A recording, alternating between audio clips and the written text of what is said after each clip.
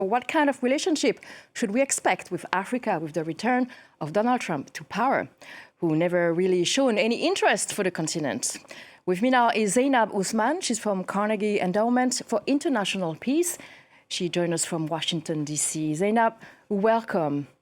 So how is it going to affect the current relationship with the continent? Great. Well, thank you very much for having me. I believe we're all processing the results of this election. For the African continent, right now, I think we want to situate it within the broader context of how the new Trump administration would take action with respect to foreign policy.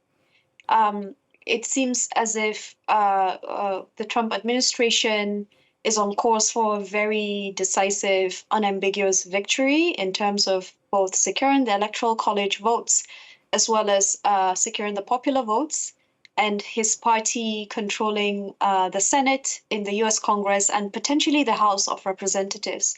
So that means that President-elect Trump will have wide leeway to implement a very ambitious, if he so chooses, domestic and foreign policy agenda, meaning that for the African continent as well, there could be significant shifts in US approach to the continent. So that would be really one important thing to mention by way of contextualizing where we're at right now. And Donald Trump, he promised to reinforce a protectionist policy, and we know that this African Growth and Opportunity Act, which might be in peril. This trade agreement offers duty-free access to the US market for certain products and for certain African countries. I would say that what we've heard so far from the Trump orbit and the Trump camp and the advisors working for him, as well as the Project 2025 Mandate for Leadership document, is that there will be a somewhat different approach to engaging with Africa.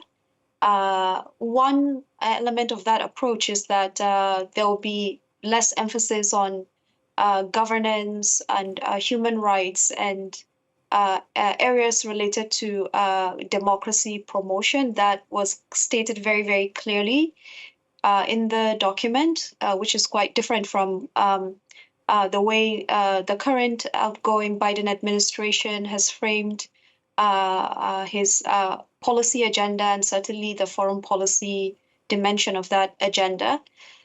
Another element is an emphasis on commerce and business, and in a somewhat, I would say, transactional manner, meaning that the emphasis would be on investments, on trade, but in a way that clearly benefits the United States, in a way that advances US strategic priorities, particularly the competition with China, the competition with Russia, and maybe African countries could have some leeway there. It depends on also ensuring that they benefit from this commercial and trading and transactional approach.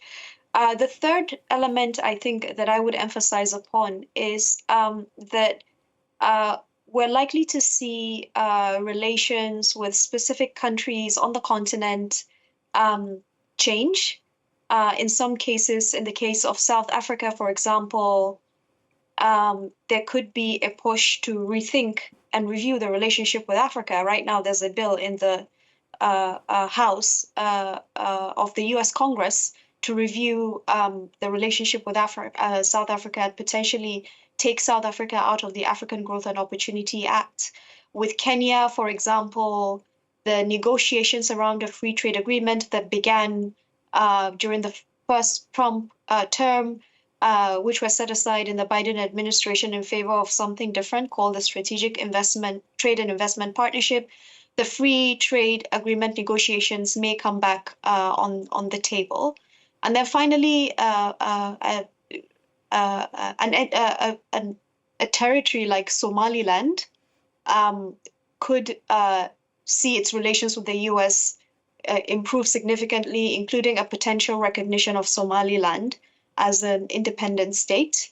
So those are elements, I think, of what we've heard so far of Trump's approach to Africa.